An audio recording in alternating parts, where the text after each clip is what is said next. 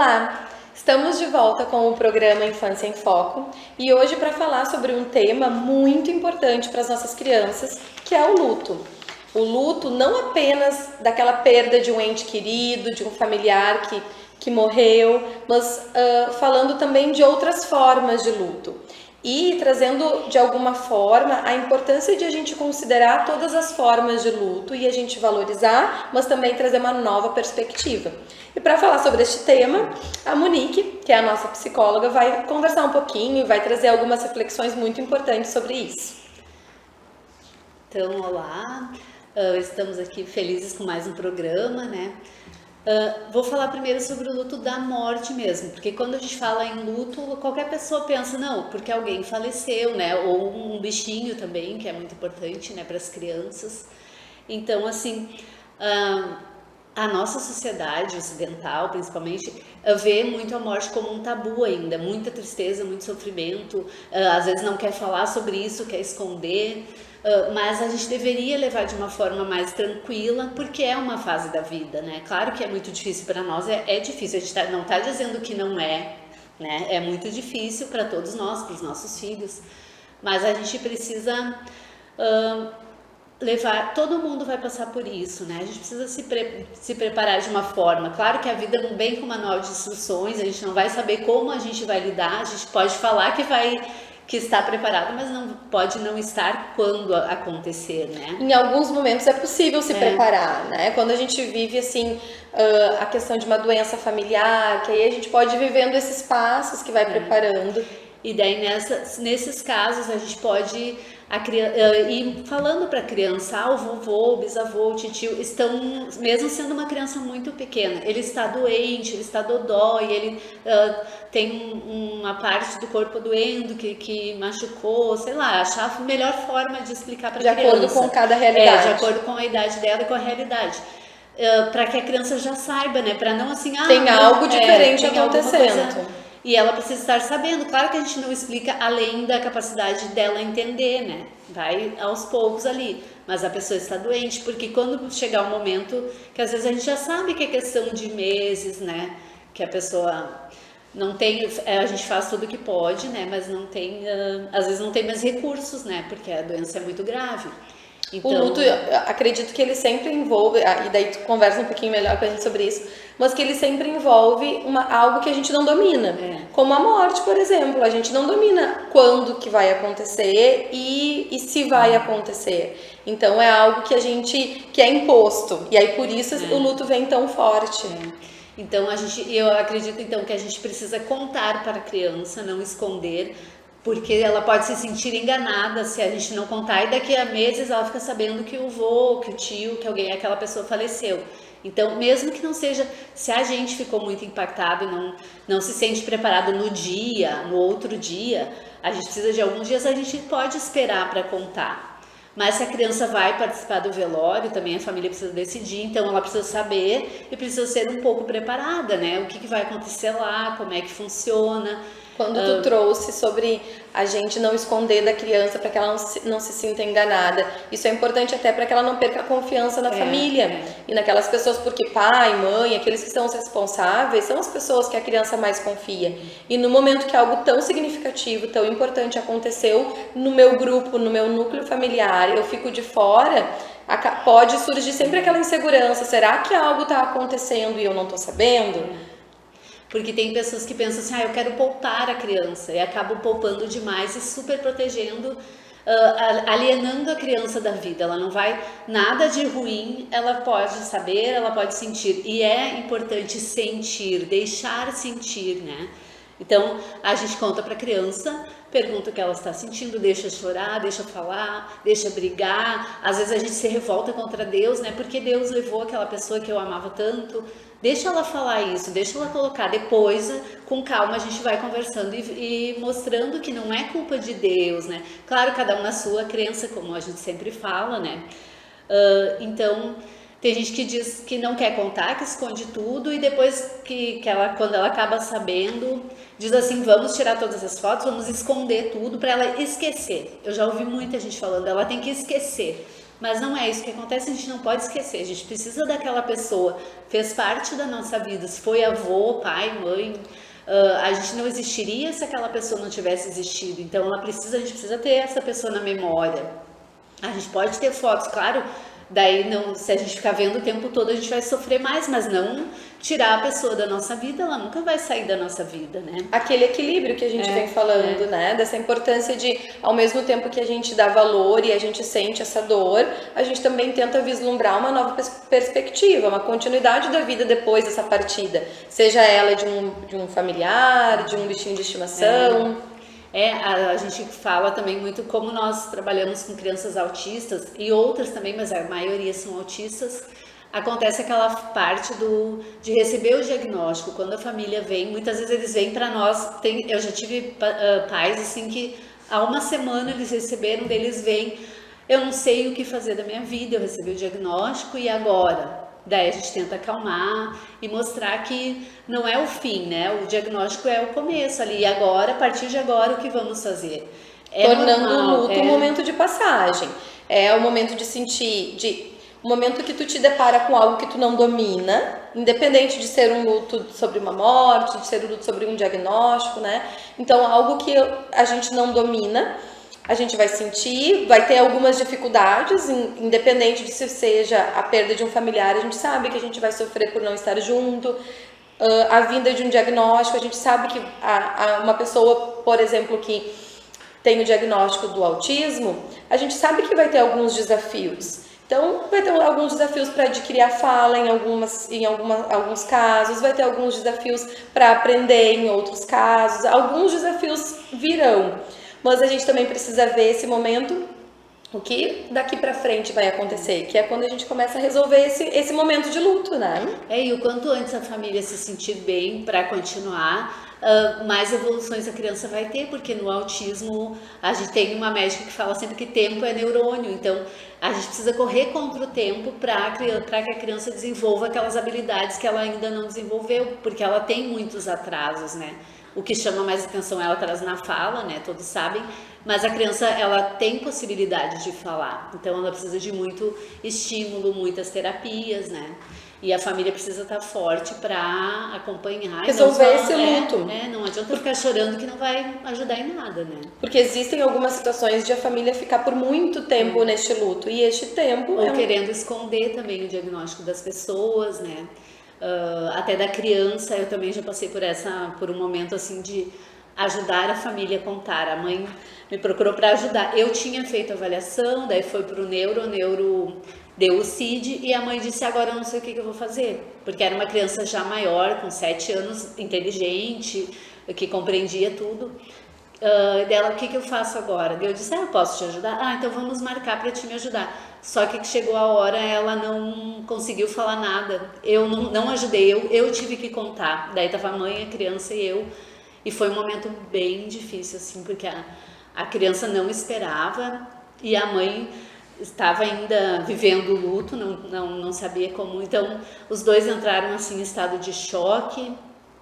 E eu dizia, vocês querem falar? Vocês querem chorar? O que vocês estão sentindo? Eles não conseguiam nem falar, então foi bem complicado assim. Mas agora já passou, eles já começaram as terapias, né? Já vivenciaram esse luto que a gente diz e continuaram. Então a criança precisa poder demonstrar os seus sentimentos, ter a liberdade para falar tudo o que está sentindo, né? Então vamos agora chamar um breve intervalo e em seguida retomamos com o programa Infância em Foco.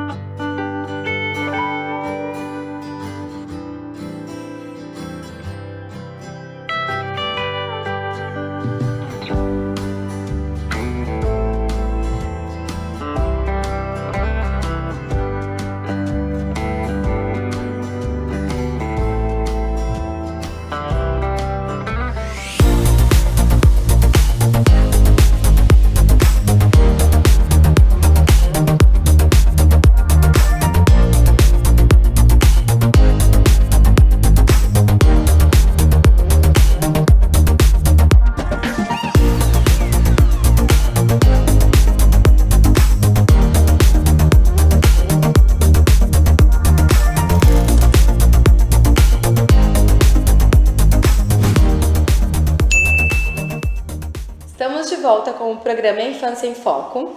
E agora, neste segundo bloco, a Monique vai trazer pra gente um recurso lúdico.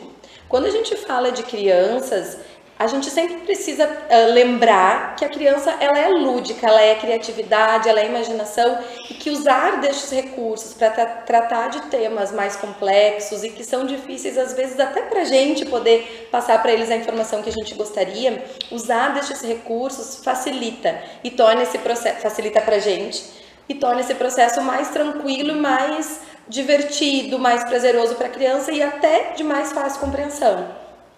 Então eu trouxe para mostrar para vocês um livro aqui que ele é de uma coleção infantil, tem sobre quando os pais se separam, quando alguém, esse aqui é o que acontece quando alguém morre. Então a gente vai lendo e explicando, a gente vai lendo, se a criança já sabe ler, ela pode ler e a gente vai a cada parte comentando ou a gente lê para a criança.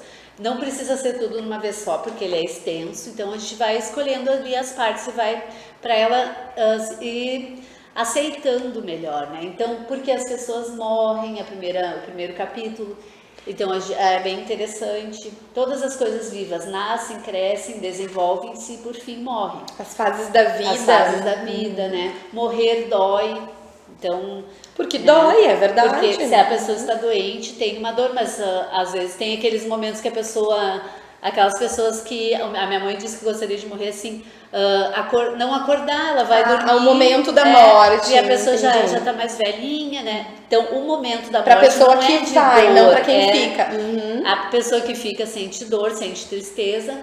Se a pessoa tinha uma doença, claro, ela vai sentindo muita dor, mas talvez a hora da morte seja um alívio, né? Isso também a gente não sabe exatamente como e depende muito da situação. E da crença também de cada família. Isso, claro que a gente tem que respeitar a crença da família. A gente sempre, antes de conversar com a criança, a gente pergunta o que a família já contou, já explicou e como é a sua crença, a sua fé, né? O que eu posso fazer a respeito da minha tristeza quando alguém que eu amo morre? Então ela precisa brincar, relaxar, fazer outras atividades para não pensar só naquilo, né? Há outras formas de dizer adeus, daí é que fala sobre o velório, sobre a igreja. O que acontece num velório, porque muitas vezes a criança não foi e vai chegar um momento de ir de uma pessoa muito importante, né? Então vai ser difícil.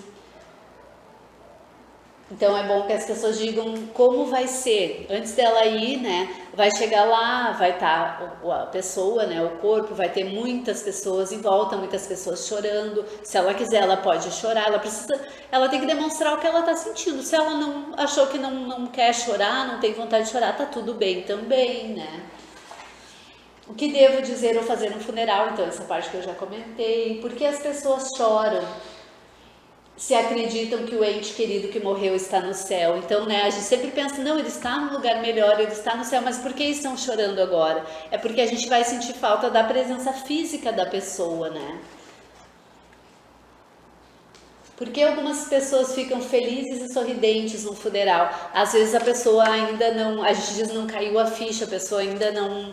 Às vezes depois que passa o momento do funeral é que vem a tristeza maior, porque deve começar a sentir falta da pessoa, né?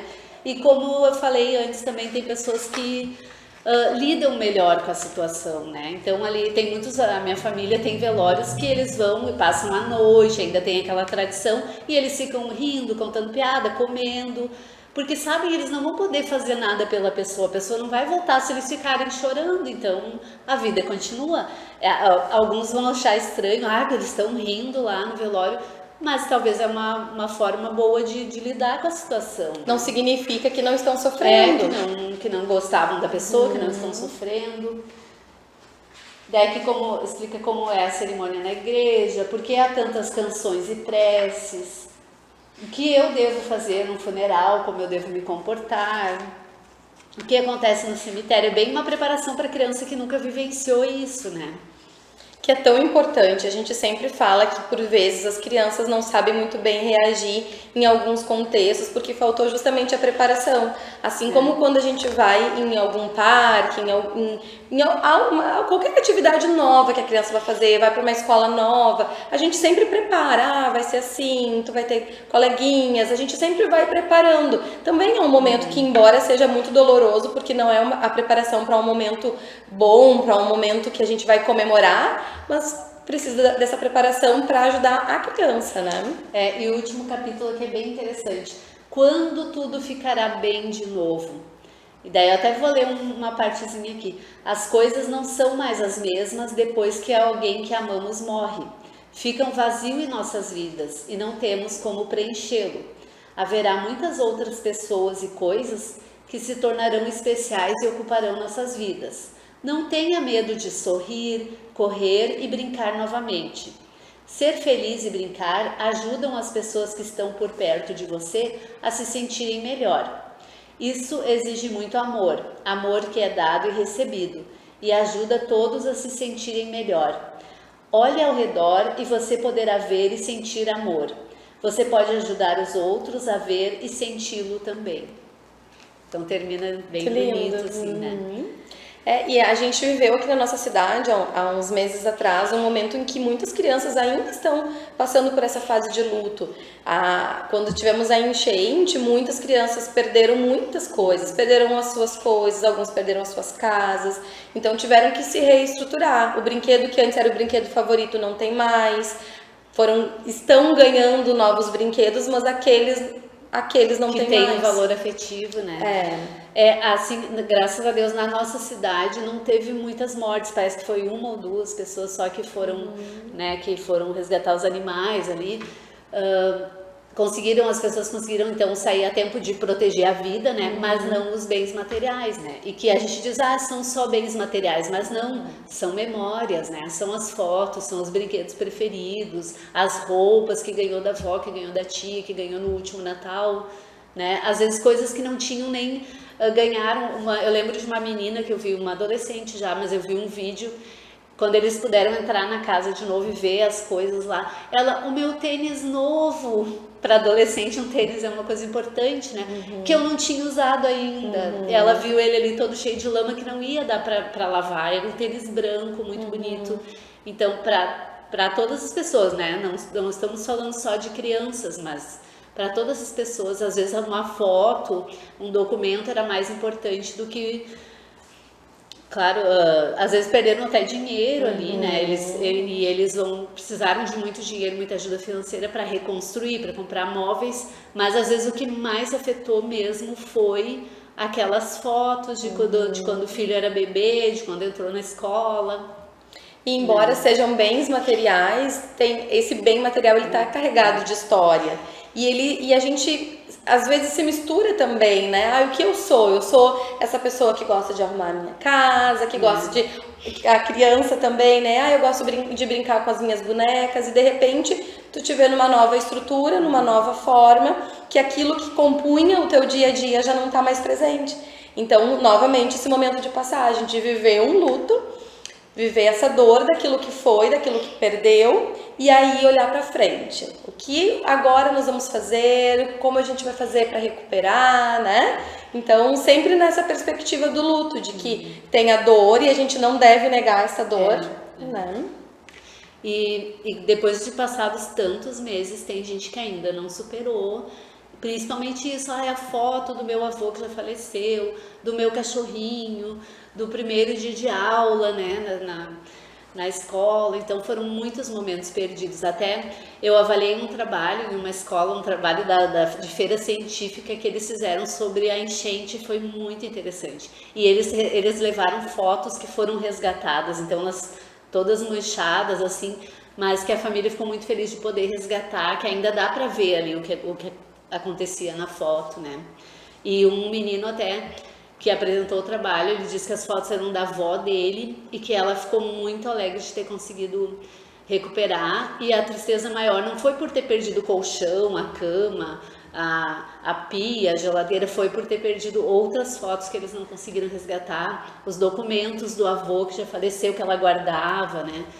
Então, ele foi muito bonito o trabalho, assim, porque ele deu o testemunho real dele, não foi só de ter conversado com alguma pessoa e eu até perguntei, a maioria dos trabalhos nessa feira de outros assuntos também, eles mandaram pela internet as perguntas, a pessoa respondeu, eles não tiveram contato com a pessoa. E deu para cada grupo que eu avaliei, eu perguntei, mas vocês conheceram a pessoa? Daí os outros não, e eles sim, né? Como uma das pessoas era a avó dele, outras eram outras pessoas, mas eles foram até as pessoas conversar, olho no olho, não foi só por internet, isso eu acho que é muito importante, né? Aproxima até da emoção da pessoa, do sentimento. Então a apresentação do trabalho deles foi fantástica, tanto escrita quanto eles falando, porque eles vivenciaram aquilo ali, né? E também vão preparando, quando a gente tem contato com esses momentos do luto do outro, a gente também se prepara para o nosso. A gente vai naturalizando esses momentos, vai porque entendendo. A gente vê que não é só a gente que sofre, todos sofrem, né? E a gente precisa aprender a ter essa empatia, né, com as pessoas. Exatamente. E outras formas de luto, né? Quando troca de escola, né? Isso é uma coisa assim, quebra de um ciclo. Eu cheguei a pensar algumas vezes em trocar meus filhos de escola, por ter, de repente, uma escola que fosse mais acessível, mais perto. Mas eu pensava, não, vai ser muito difícil para eles essa troca, porque eles já têm os amigos. Mas às vezes é necessário, né? E dela vai precisar, a criança vai precisar conhecer, estar aberta para isso, né? Fechou aquele ciclo, vou para um lugar melhor. A gente sempre pensa que é um lugar melhor, que ela vai aprender mais, vai ter novos amigos, né? E às vezes isso acontece naturalmente. Sair da educação infantil, foi pro primeiro ano que troca de escola. Em algumas escolas a gente tem só até o ensino fundamental, então vai para o ensino médio, precisa trocar. Sai do ensino médio, vai para a faculdade. São momentos de estamos ganhando algo novo, mas também estamos perdendo alguma coisa. Então, por mais que se tenha, que se já vislumbre algo muito bom que está por vir, a gente sabe, na educação infantil, por exemplo, a gente está deixando de ser aquela criança pequenininha e a gente está indo para um universo maior. Então, a gente também vive este momento. Muitas vezes os pais vivem este luto com as crianças, mais até do que as crianças. Às vezes os pais sofrem mais, porque a criança ficou ali desde 4 meses de vida até os 6 anos e agora vai ter que trocar. Os pais se preocupam muito, como é que vai ser na outra escola, eles vão ser bem recebidos, bem acolhidos. E daí, às vezes, eles acabam passando isso para a criança, deixando a criança insegura. Outras vezes os pais estão bem e a criança mesmo. Eu já atendi muitas crianças que eles vieram por isso. Ele não quer trocar de escola. Mas só que não tinha outra possibilidade, ele tinha terminado a educação infantil e iria para uma nova escola, porque a dele era só de educação infantil.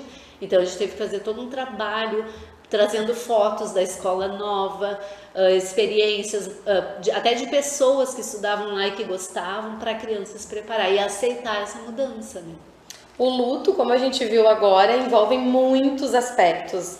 A gente costuma pensar no luto apenas como morte, como a gente falou no início do programa hoje, mas a gente chega ao fim do programa percebendo que o luto envolve muitos assuntos, muitos aspectos e que sempre a gente precisa valorizar, mas também não colocar não falar só sobre aquilo como a Monique trouxe, né? A gente ter aquele que a gente sempre fala do equilíbrio. Ao mesmo tempo que eu valorizo, que eu considero, que eu sei o quanto aquilo está sendo impactante na vida das pessoas e na minha também, eu também tenho que olhar para frente e pensar nas possibilidades e no que o futuro traz para a gente.